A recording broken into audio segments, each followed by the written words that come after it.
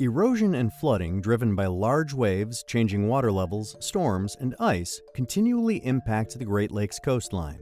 Traditionally, hard coastal structures have been used to protect and stabilize the shore. While these rigid barriers offer immediate protection, they can disrupt natural processes and ecosystems. To address these challenges, nature-driven solutions are increasingly being implemented. These soft approaches work with natural processes rather than against them, providing ecological and coastal protection benefits with little to no reliance on hard infrastructure.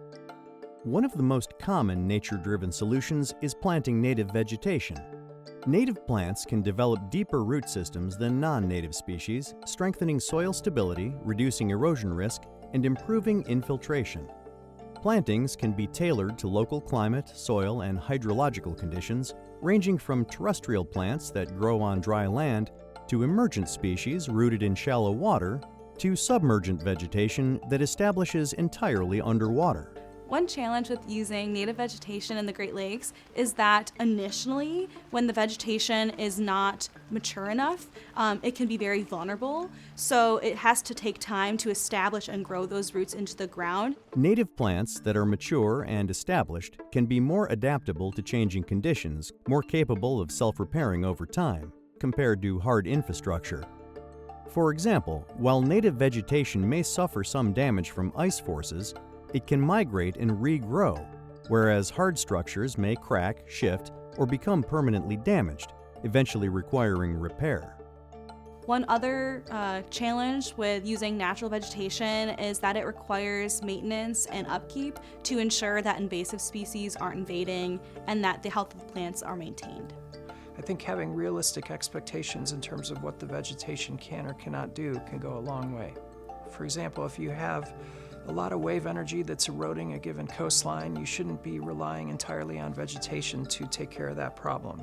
Slope management generally is used to address erosion concerns from waves and rising water levels, runoff, and groundwater seepage along steep sloped bluffs. Regrading the slope to be less steep and planting native vegetation or terracing vegetation into series of tiered levels can help slow runoff, improve bluff stability, allow vegetation to establish, and reduce erosion. If there's a house right on top of the bluff, you don't really have any room or real estate to actually move that slope back. So whether you can or cannot reduce the angle of the slope kind of depends on whether you have something at the top of the slope. Drainage also may be improved by redirecting water away from the bluff edge. In addition, edging may be used to reduce erosion and help vegetation establish. It involves placing materials such as coir logs, woody debris, or stones along the shoreline. Edging is often used with vegetation behind it, so it helps to dissipate wave energy while still maintaining some connection between the land and water. While edging might have more ecological benefits than hard structures, it is generally only suitable in low to moderate wave environments.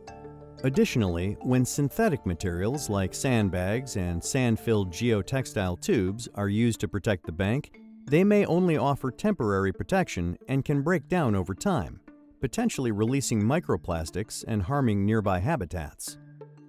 Alternatively, nourishment or adding sand to beaches or the nearshore can be used to widen beaches, restore sandbars, and buffer wave energy. Its benefits are often temporary, however.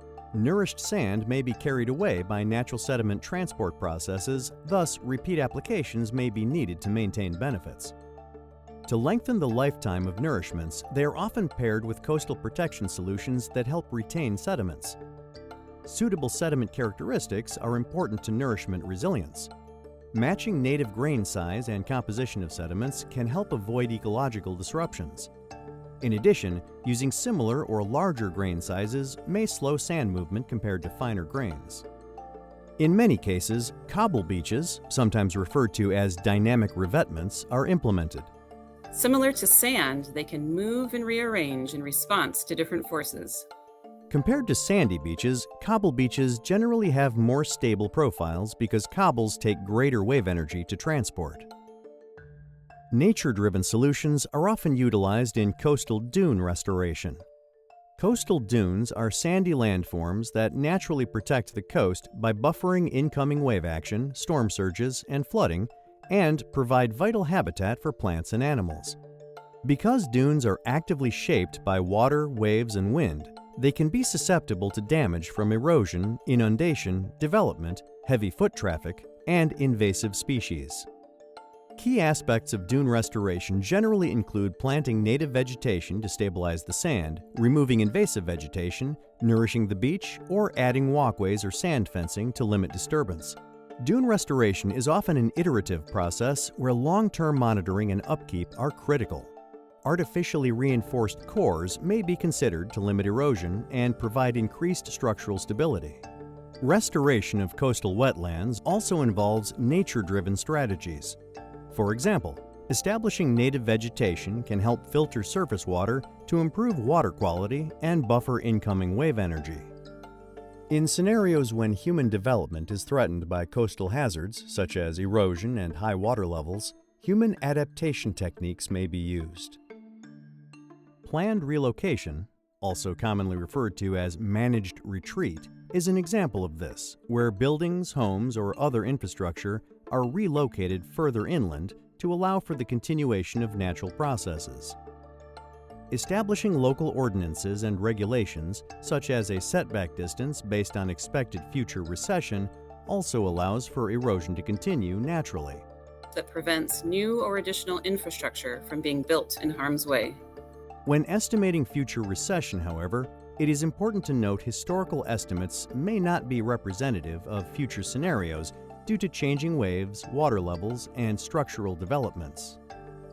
Nature-based solutions are not a one-size-fits-all. You need to take into consideration a number of factors to determine what approach might be appropriate at a particular site.